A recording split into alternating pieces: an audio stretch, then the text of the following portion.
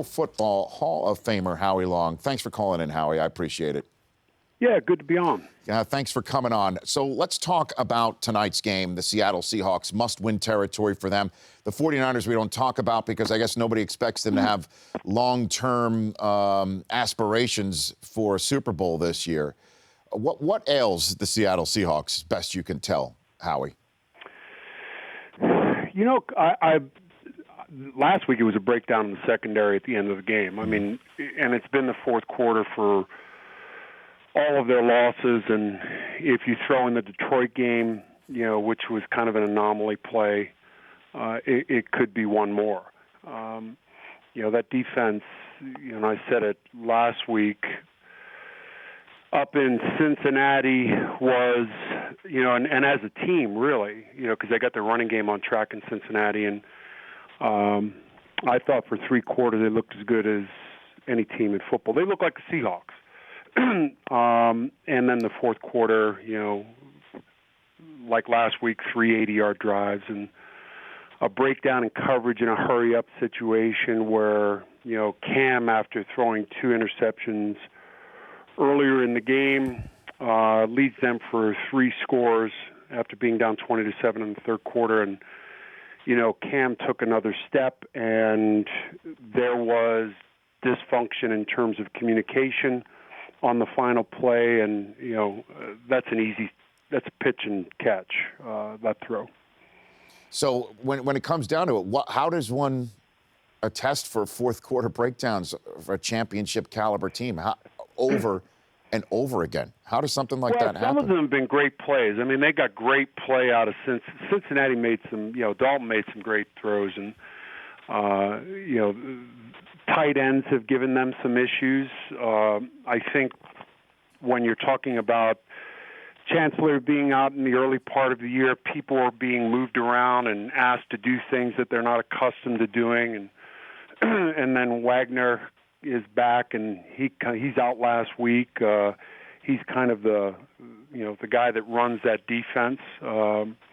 It was a breakdown on the final play, and you know, I've read this week, people have said, well, under Dan Quinn that didn't happen. Yeah, it didn't happen. A lot of things that have happened this season haven't happened before there. And do I still think they're a really good football team? Yeah, I do. I think here lies the challenge. You have a really strong-minded locker room with really good football players. I mean, you go down the list of players. And, you know, the good news is they found Graham last week, and Marshawn's back, and they got the running game going in Cincinnati. So there are positive signs. Their defensive front, and, you know, Bennett and Averill are, you know, it's an all-star at every other position. Offensive line continues to be an issue, and I think that's an evolving situation. They got it on track versus Cincinnati. I thought they were better last week for 3 quarters, and then they can't seem to find a way to finish the game out. I think the challenge for Pete Carroll now, who, you know, I've always kind of viewed as a magician in terms of being in front of the room, which can't be understated, you know, particularly in a room like that where, you know, it's the saran wrap factor. Guys like that see right through someone in front of the room when they're not speaking the truth. Is holding that group together, which is a very talented group, and making a run. Howie Long joining me here on the Rich Eisen Show. The late game on Fox, it's the only game in Fox in the late window Sunday. Cowboys at Giants. How do you expect the Cowboys to look with all the changes that have been rumored and then confirmed to be taking place in the bye week, starting with Matt Castle at quarterback? How do you expect the Cowboys to look Sunday, Howie? Well, you know, I thought did I think the quarterback position was the reason why they've lost 3 straight? No, but I think they're looking for more of a contribution from that position, and I think perception starts to become reality. You start to talk about the record of the quarterback, not just in Dallas, but in his previous stops. Matt Castle is a guy who, you know, famously came in for Tom Brady and 10-plus win season there, and goes to Kansas City as a byproduct of that, gets a 10-plus win season there. He's a guy that is a little more athletic, will probably take more chances. With that comes risk. I think they're trying to jumpstart the offense, particularly the run game. And I think one of the reasons why the run game has faltered is it almost becomes a red zone defense when you're talking about abbreviating the coverage because a team is not taking chances. They're playing it safe with the quarterback. I think they have to get away from that, take some shots, open up the running lanes. They put Collins in at left guard. Michael, it's a revolving door at running back now, trying to find a way to make that work. With Collins in at left guard, you have what amounts to 4 first-round picks in your offensive line, and I don't think they've gotten worse.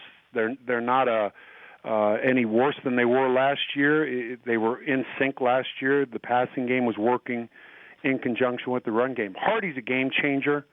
We saw that, and I think he'll have a big impact on that defense and look to get Gregory back. If they can stop the bleeding, Rich, and win 2 of the next 4, you get Tony back, you get Dez back, and it's important not to push Dez. If you're taking a chance on Dez and he has a setback, that's catastrophic. Wait for Dez to be healthy. It's not a short-term decision. It's a long-term decision. Howie Long here on the Rich Eisen Show. In Buffalo, which is in London on Sunday, Rex Ryan getting criticized for the lack of sacks from a unit that was sacks a cropper last couple of years. Your fellow Hall of Famer Jim Kelly pointing out how Mario Williams drops back in coverage too often. Were you ever dropped in coverage, Howie, at any point in your career? I think once or twice. But, we had that red phone on our sideline, and we called it the bat phone. If I dropped into coverage, that red phone, I'm sure, would ring. And the commissioner was on the other end of the line of the AFL. No, that would be the commissioner of the AFL. Right. Okay. Legendary owner Al Davis. What is he doing? So I guess what is Rex doing? No, hey, listen. I felt coming into the season, I was excited about that marriage, Rex with that defensive front. You've got what essentially amounts to 4 Pro Bowl players in your defensive front. It depends on who's picking that and, how many sacks you get and what numbers you get. But, I just look at the film and I say, wow, that's a great group, particularly the interior too. It's a different scheme. It's a scheme that, we're going to bring pressure, but we're going to bring it from different spots, and occasionally we're going to drop the defensive end. And defensive ends like a Mario Williams, he wants his cuts. He wants to take his at-bats, and, every time you drop him, that's a missed at-bat. That's a missed opportunity to get a sack. And, how big is that for a player from a personal standpoint and an outside perception standpoint? You could be bad 68 out of 70 plays, get 1 pressure and 1 sack, and you're an all-pro. That's how distorted the sack number is. And, other teams, it's about pressure. Arizona, it's about pressure. It's less about sacks, but they lack a dominant pass rusher. But that group in Buffalo is as good as you're going to find. While we're on the subject of the Raiders, I guess from back in the day, a lot of talk about Rams moving and Chargers moving, and I know the Chargers and the Raiders have a plan together, but there's a growing sense among the silver and black fan base that the Raiders are going to be left without a chair in a game of musical chairs. Would you agree with that assessment, the way it's currently going right now, Howie? My gut, Rich, is that yes, that would be the case. I think initially they were, it was a foregone conclusion. It was just kind of, we're going to go through the obligatory process of reviewing all applicants, but I think the Raiders, Mark Davis, and I think the entire group did a great job of making a presentation that really surprised the ownership block, and then took it away from maybe the league making the decision to finally the owners making the decision, and they've made it difficult. The sad thing is, Rich, if you're looking for, if you're filling out the application for, I need a new stadium, whether it's in Oakland, which I personally hope that would be the case. I'm not sure if it's financially feasible, but if that's not the case, where is it, L.A., wherever the city might be, if you're checking all the boxes, every single box is checked by that football team and that organization. Whereas in St. Louis and in San Diego, they check some of the boxes, but not all of the boxes. The Raiders fit the criteria better than anyone in that situation. I just have a feeling that the Raiders are going to be kind of left hanging. And that's disappointing. Howie Long here on the Rich Eisen Show. Last one, your son Howie Jr. is a scout for the Raiders. We all know your son Chris and Kyle are in the NFL. They're doing some great things in the public eye, and I don't mean their play on the field. Chris came on the show the day that he launched his Water Boys initiative. We were thrilled to be able to provide one of many platforms for him to talk about his mission to provide clean water sources, building wells for communities in need in East Africa. Waterboys.org is that organization. And then Kyle has Blessings in a Backpack, where he provides backpack filled with food and snacks on Friday afternoons for children to take advantage of the federal free and reduced meal programs at blessingsinAbackpack.org. Good on them, Howie. Good on them. No, they're, you spend, and Chris, and he's kind of an old soul. I mean, when you've got kids and you have kids, they're growing up, you try to lead by example and preach and preach and preach, and you hope that they take some of it. And then as time goes by, it's kind of gone in the reverse, where I'm learning from him. He's a remarkable guy, and Kyle is growing up and has a great heart, and I'm proud of all of them. They're all doing really well. Now, I don't know if you saw on Twitter, Kyle, after the loss in Chicago, he just basically said a mea culpa to his followers. Did you see that, Howie? Yeah, what's interesting with him, what you see is really what you get, Rich. He is exactly who he presents himself to be. Kyle doesn't have a filter. He's a lot like me in that sense.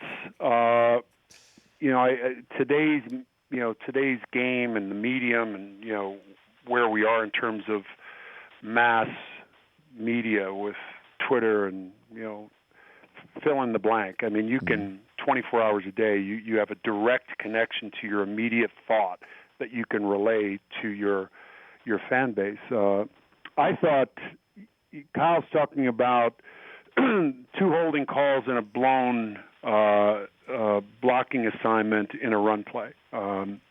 I think is what he was talking about. Yeah, that's what he said. He what said, he sorry, Chicago. Chicago. About is, and I think a lot of great players feel this way, is I never laid in bed and thought about the good plays. I always thought about the bad plays. And those are the ones that haunt you. And that's why it's a catch-22. When you're great, anything below that is unacceptable. And he felt that way. So good for him, and he's got a big upside. That elevator's got about 4 or 5 floors left to go for him, well, so that's exciting. Chip off the old block, you and your wife. Howie, thanks for calling in. I appreciate it. You got it, partner. See you down the road. I hope so. That's Howie Long, Fox NFL Sunday, studio analyst on Fox. The Rich Eisen Show, weekdays at noon Eastern. On Audience.